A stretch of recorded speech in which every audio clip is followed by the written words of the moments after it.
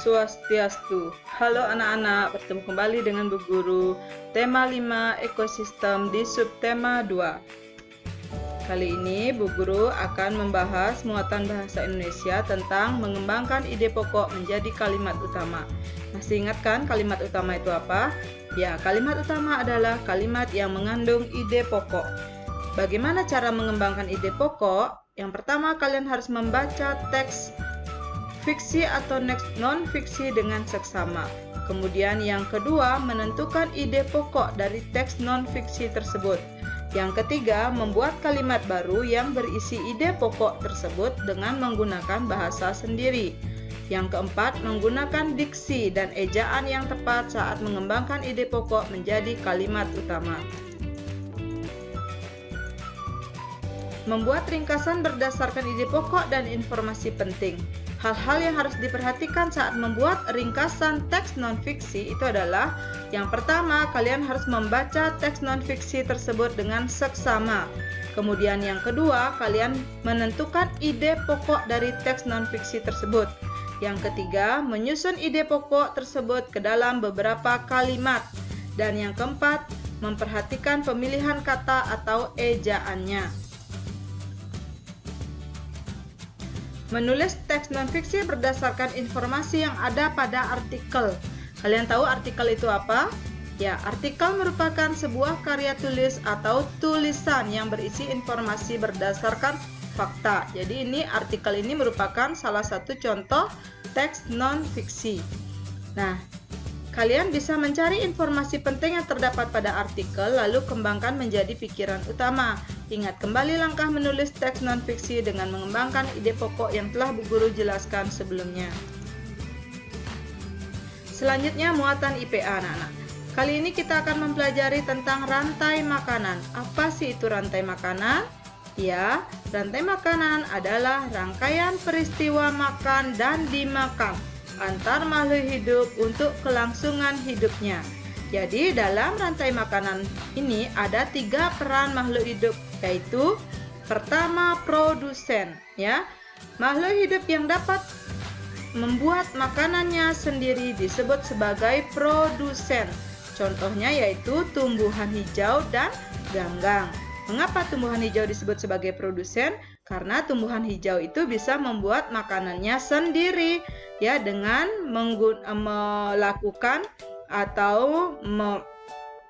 melakukan proses fotosintesis, ya, pembuatan makanan pada tumbuhan hijau. Yang kedua yaitu konsumen, yaitu makhluk hidup yang tidak dapat membuat makanannya sendiri, sehingga konsumen ini sangat tergantung kepada produsen.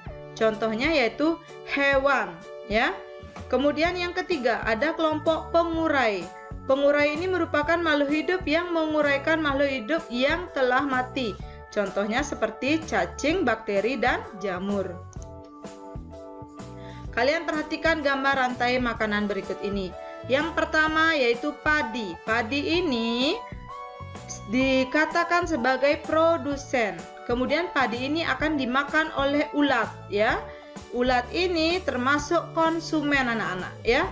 Kemudian ulat ini akan dimakan oleh ayam. Ayam ini juga tergolong sebagai konsumen. Kemudian ayam ini akan dimakan oleh burung elang. Burung elang ini juga dikatakan sebagai konsumen. Selanjutnya, burung elang ini jika sudah mati, maka jasadnya itu akan diuraikan oleh pengurai seperti jamur dan cacing tanah. Selanjutnya, setelah diuraikan, maka zat-zat atau sari-sari makanan atau nutrisinya itu akan kembali digunakan oleh produsen, ya, untuk menyuburkan tanaman itu sendiri, ya. Jadi membentuk seperti rantai makanan anak-anak, ya. Jadi peristiwa makan dan dimakan antar makhluk hidup itu namanya rantai makanan. Tanaman padi itu dimakan oleh ulat, kemudian ulat dimakan oleh ayam, kemudian ayam dimakan oleh elang. Saat mati, tubuh elang itu akan diurai oleh makhluk hidup pengurai seperti bakteri tanah, cacing tanah, dan jamur untuk dijadikan nutrisi bagi tumbuhan. Jadi membentuk seperti lingkaran. Aliran energi dan siklus nutrien atau nutrisi dalam rantai makanan. Di sini ada energi matahari. Ini merupakan energi yang paling besar di muka bumi ini anak-anak. Jadi, semua makhluk hidup itu memiliki energi yang berasal dari matahari.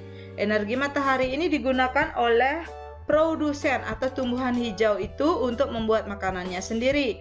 Kemudian, tumbuhan hijau ini akan melepaskan energi, ya, ada ke lingkungan dan juga akan dibawa ke konsumen yang memakan produsen tersebut. Kemudian dari konsumen seperti burung di sini itu akan nutrisinya akan dimakan oleh ular, ya, kemudian akan diuraikan oleh mikroorganisme, kemudian kembali menuju ke produsen.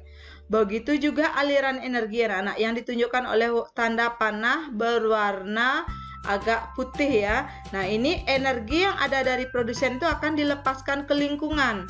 Begitu juga burung ini akan melepaskan energi ke lingkungan.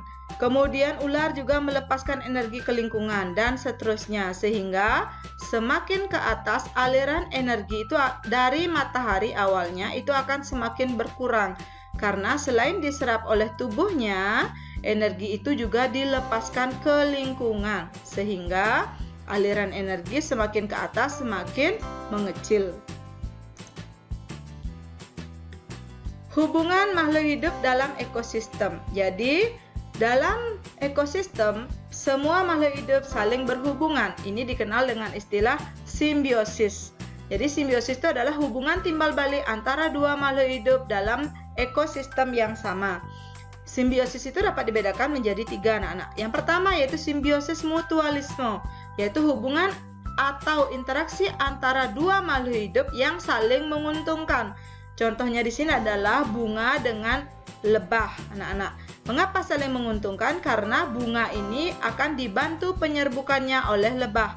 Sementara lebah juga diuntungkan karena mendapatkan madu dari bunga yang ia hinggapi.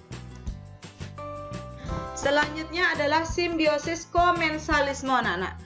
Simbiosis komensalisme ini yaitu interaksi yang menguntungkan satu makhluk hidup, sedangkan makhluk hidup yang lainnya tidak dirugikan dan juga tidak diuntungkan. Ini adalah contoh ikan hiu dengan ikan remora, anak-anak, ya. Nah, ikan hiu ini tidak merasa diuntungkan atau tidak merasa dirugikan jika ada ikan remora atau ikan-ikan kecil yang berlindung di bawah tubuhnya. Sementara ikan-ikan kecil ini merasa diuntungkan karena merasa dilindungi oleh ikan hiu tersebut, ya. Kemudian yang ketiga yaitu simbiosis parasitisme, yaitu interaksi antar dua makhluk hidup di mana yang satu merasa diuntungkan dan yang lainnya merasa dirugikan. Contohnya adalah nyamuk yang sedang menggigit kulit kita, anak-anak. Jadi di sini nyamuk itu merasa diuntungkan karena mendapatkan darah dari tubuh manusia. Sementara kita yang digigit oleh nyamuk tersebut tentu saja kesakitan sehingga kita merasa dirugikan. Nah, kita masih di muatan SBDP, anak-anak, yaitu properti tari daerah dan fungsinya, ya. Jadi properti tari itu sudah Bu Guru jelaskan kemarin, itu adalah perlengkapan atau busana yang dilakukan saat melakukan pentas tari atau gerakan tari, ya.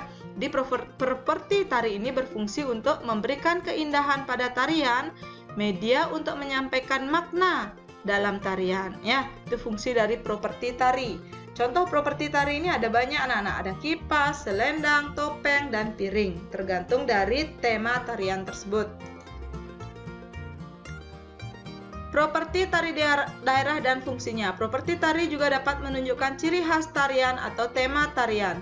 Alu dan lesung. Dalam tari Bendrong Lesung, kalian lihat di sini tariannya membantu menggambarkan kegiatan masyarakat Banten saat menyambut datangnya musim panen.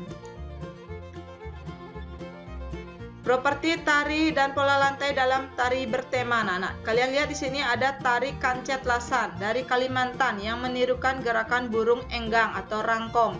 Properti yang digunakan adalah bulu-bulu burung enggang tiruan yang diikatkan pada jari tangan seperti ini, ya, diikatkan, anak-anak. Nah, di sini ada tari merak dari Jawa Barat menirukan gerakan burung merak. Properti yang digunakan adalah selendang dengan warna dan motif menyerupai burung merak. Berikut contoh pola lantai dalam tari merak. Ada menggunakan pola lantai lurus, ada pola lantai arus berlawanan arah, kemudian ada pola lantai melingkar, dan pola lantai lurus berhadapan. Pementasan tari dengan iringan musik. Iringan musik dalam tari itu dibedakan menjadi dua, anak-anak. Ada iringan musik yang berasal dari manusia seperti tepukan tangan, hentakan kaki, atau nyanyian. Ada juga iringan musik yang dari alat musik, contohnya yaitu gamelan, rebana, gendang, gambang kromong, dan alat musik band. Kita selanjutnya menuju ke muatan IPS, kegiatan ekonomi berdasarkan kenampakan alam di sekitar. Seperti yang kalian ketahui bahwa kegiatan ekonomi masyarakat itu sangat tergantung dari kondisi geografisnya, ya, terutama kegiatan ekonomi yang menggunakan bahan baku alam. Kegiatan ekonomi ini dapat dilakukan di sekitar sumber bahan baku untuk memudahkan pemenuhan bahan baku, seperti contoh pabrik teh yang letaknya berdekatan dengan kebun teh.